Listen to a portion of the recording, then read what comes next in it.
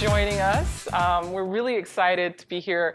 For the people who are here with us live, who get the special treat of tasting our food in person, and for those online, you'll be getting the recipes. I just want to welcome you to this episode of the Veggie Chest, where we're talking about going to Italy and focusing on some Italian healthy vegan dishes. So I'll let you start. Okay. Thank you. Gretchen. Thank you for having me. Thank you, Gretchen, for being here. Yes. This has been excellent. I really enjoyed, Dr. Ruby and I, we've been working on this menu, and it's a little bit of a tasting of the different types of foods we're going to be having while we come on our vacation to Italy. We hope that after this little session, you guys have more information and you want to come and get excited about it. Absolutely. I'm excited. I'm really excited. Yeah, I think it's gonna be a good and trip. so you've been there, so you know what Yes. it's all about. So you can give us all the little details Yes. and tell us all about the great organic, fresh food that we'll be getting. Yes. Okay. Okay, the trip is to an area called the National Park of Cilento. It's not a very well-known area because it's a little secret gem of Italy. It's 1 hour south of the Amalfi Coast, which everybody knows the Amalfi Coast, Positano, Amalfi, Capri, and that's the #1 travel destination in the world. The National Park of Cilento is the second largest national park in Italy, and it's 100% organic. It's awesome. Now, normally, a national park doesn't have anybody living in it. Right. But this national park is composed of 95 villages. Mm-hmm. The smallest is 85 people. Wow. And the largest is 40,000. That's excellent. Yeah. Yeah. And Okay. it's full of traditions and just rich in Italian culture. Mm-hmm. Excellent. Excellent. And we'll talk in and out about that more. And I think one of the dishes we're doing, Right. this first one is Italian tacos. So I was excited about that. Anybody had Italian tacos before? so I was excited to make this the nuts. Yeah, the nuts. Oh, yes. The the walnuts. yes. I was really excited to make this dish because I love tacos and I love Italian food. Can we drain those? Thank you. And so kind of putting those two together really works well, surprisingly. So we're going to start with, we soaked some walnuts. You want to start with raw walnuts and soak them because when you soak them, it removes the enzyme inhibitors, so they're easier to digest, and they're just easier in the recipe as well to mix, depending, especially if you're trying to make a creamy sauce. So that's what we have here. We have about a cup of raw walnuts that we're using as our base. So we're making right now the taco meat that's going to go in our Italian tacos. And this is all raw? This is all raw. Yeah, and I generally make most of the recipes raw just because you get more from it. There are a lot of recipes all over online, but a lot of times it's harder to find really good raw ones. So I eat a balance of cooked and raw, but I try to stay primarily raw. And so most of my recipes are experimenting with raw food. So we have sun-dried tomatoes. That's the Italian part of this taco, to bring that out. So I'll just put that in there. And I could use a little water in here. Thank you. And then we've got some of our traditional kind of Mexican seasonings that we use. Chili powder, we use a lot of that. Brings out a lot of flavor. I like Spanish paprika or smoked paprika because it's stronger. It just has more flavor. So we're going to put that right in there. Can use a lot of that. Thank you. And then we have cumin. That's a traditional seasoning that's in Mexican dishes. So we can use quite a bit of that, a teaspoon or so of that. I'll put all that in there. And then we have our cayenne pepper. So now this is where you kind of play with it depending on how hot you want it or not. So this is a little spicy. So we're not going to put too much in there, but I kind of like a little spice, but not overpowering. And with the pepper, you always want to just go light and then taste and adjust because you can always add more. You can't take it back. So, and then we have some really fresh cilantro, another traditional ingredient. And you can put the stems and all right in there. So that's really great. And I think we're really good with that. I think, oh, we have a garlic clove that we're gonna put right in there. Always garlic. And always use fresh garlic and not the powdered, because the number one, you get so many more antioxidants and healthy properties from fresh garlic, but the dish just tastes incredibly more fresh when you use fresh ingredients. And then we've got the onion, about half an onion. Yeah, if you want to chop that. Yep. And just make sure we got everything in here. And then we're going to put juice of some of this lime, and that's really good too. Okay. Yeah. No, I'll cut this in half for you so you can get Okay. it juicy. Perfect. Lime really makes things fresh, brings things out. A little different from the lemon. I sometimes use those interchangeably, but this dish tastes really great with the lime. So we're going to just put the lime juice right in there. Is this small enough? Mm-hmm. Yep, we can just dump it right on top. Great.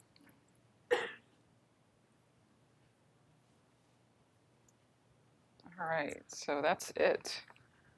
And then we're going to use a little pink Himalayan sea salt to taste. We don't need too much because we already have a little salt with the sun-dried tomatoes saltiness flavor. So we'll just put a pinch or so. Again, you can taste and adjust with that. So it's kind of sea salt to taste. And always sea salt, right? If you've ever watched my show, I always say sea salt, not white table salt, right? So we're all good with that, right? Because it's got all those minerals and things in sea salt. You don't want the processed chemical table salt. So we just mix this up.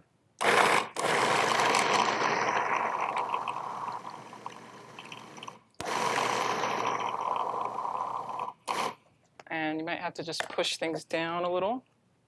Probably should use the bigger. Mm-hmm. Just about there. All right.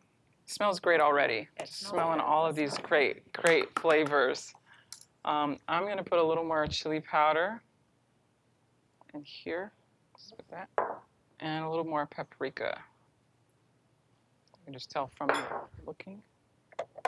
And sometimes if you need a little more moisture, you can put a tablespoon or two of water in there. Not too much, but just enough to get it a little loose. And go like that. And just hit that. Okay. Just about done there. Okay. So it's starting to look like taco meat already, right? And that's the great part about, because we eat with our eyes. So you want your food to taste really good, but you also want it to look good. So I'm just going to pulse it a few more times, and make sure we got it on there right, and then we'll be good.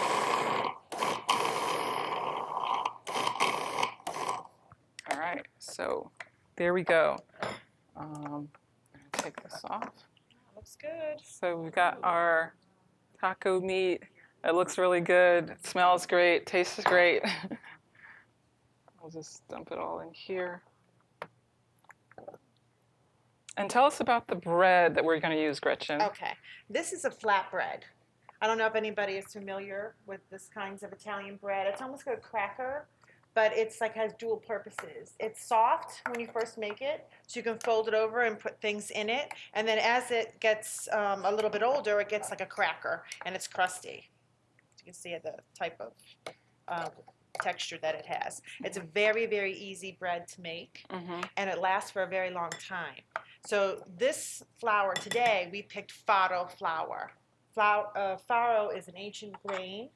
It was used as regular wheat for centuries and centuries, especially in southern Italy.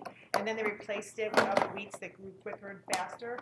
But it's a grain that you'll find throughout history. They ate it as, they would cook it like a meal, like the whole grain, instead of like farro salad, farro stew, like barley. Right. They use like barley soup, that type of thing. And then you can mill it and make it into a flour. And it's very nutritious. Great. It's a very simple dough. It's just basic flour. You can use farro, any other kind of flour, olive oil, and salt. That's it. Yeah. Just a pinch of baking soda if you want it. And then you just put it on the grill, and it turns into this. That's great. And that's a great alternative because a lot of times we eat too much wheat, even the whole wheat. So you want to experiment with different grains and kind of mix it up a little bit. So I'm excited about that. It looks And really then great. you can press sesame seeds or poppy seeds into it if you want a little extra Absolutely. nutritional value to it. Because sometimes, people want a little more extra. Definitely. That's excellent. So now that we've got our taco meat, we're going to make a little salsa.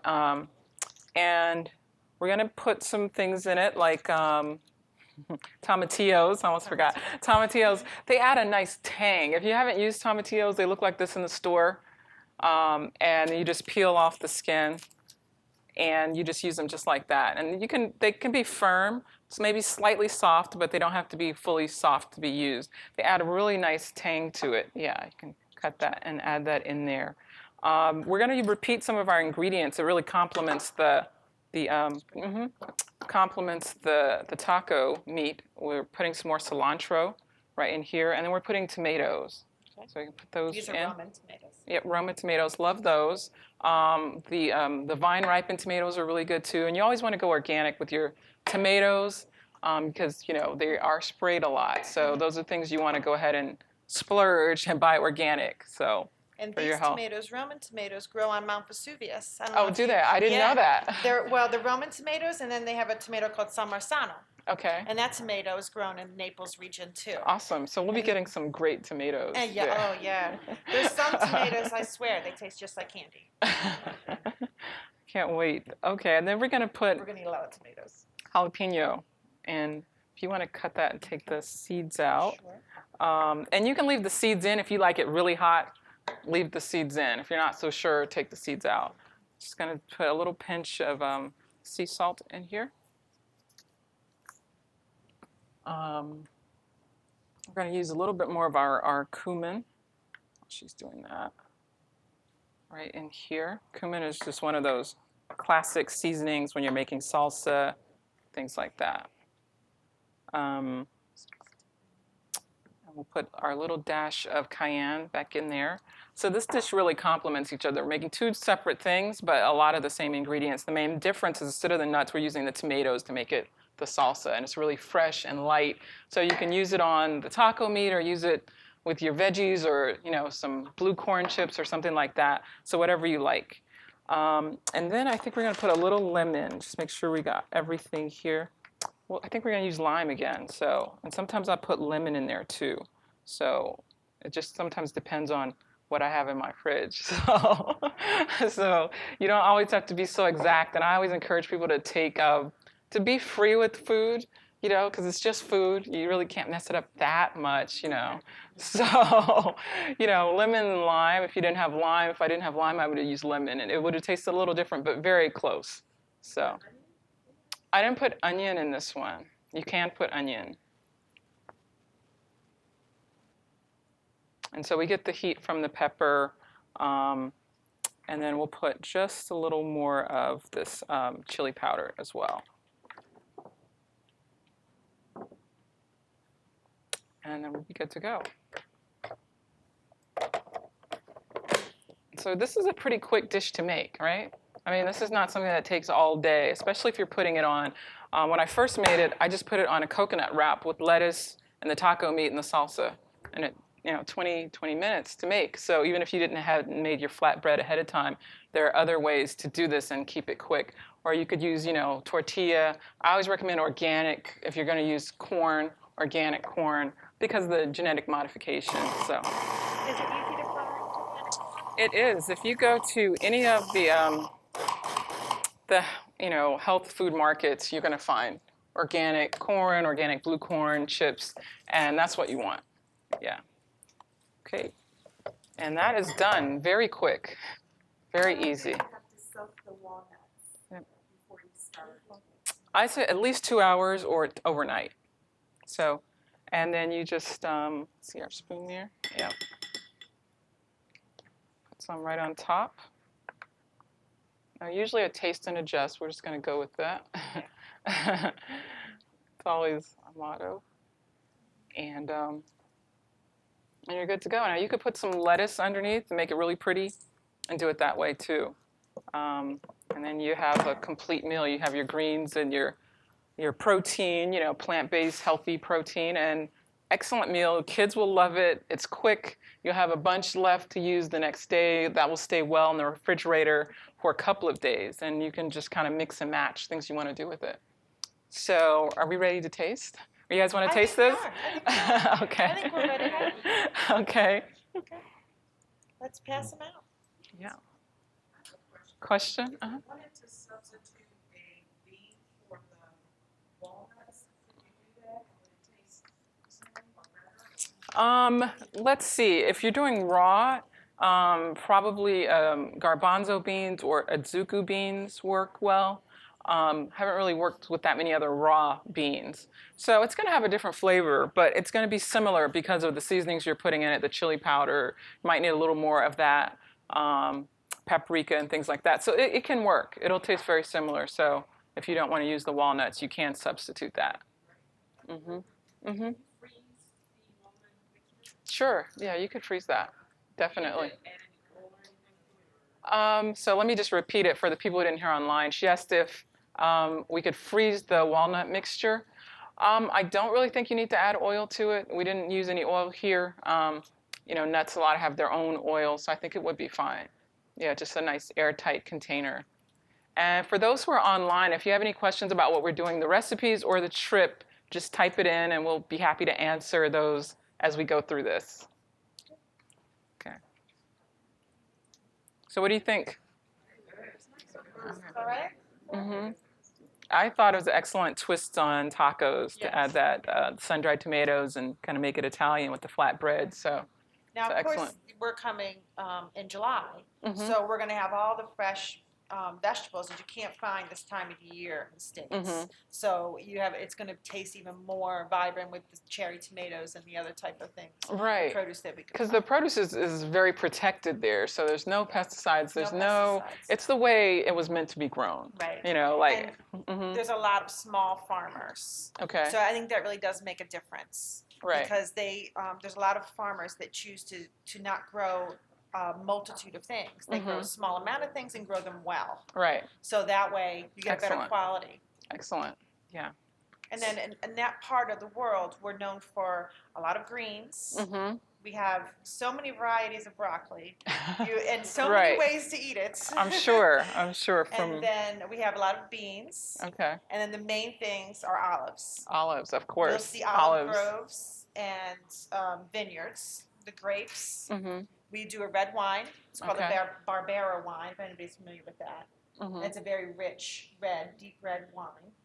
And then we have chestnuts. Okay. And we're going to be eating a lot of those too. Excellent. Chestnut season is in November, Okay. but chestnuts freeze really well, Mhm. and people use them all year round. Okay.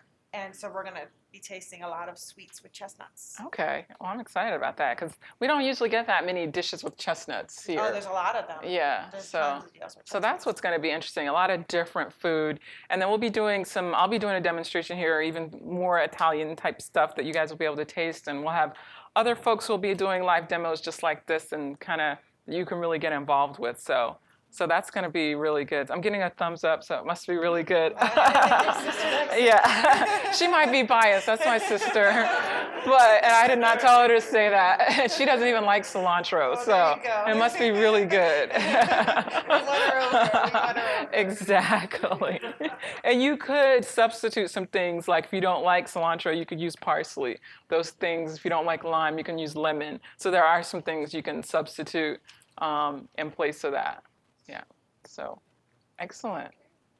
All right. So I think we're going to take a break because we're going to go to our next, because we have 2 more demonstrations to do for you all to taste. So we'll take a break where we clear this off and come back with the next one. Okay. All right. Sounds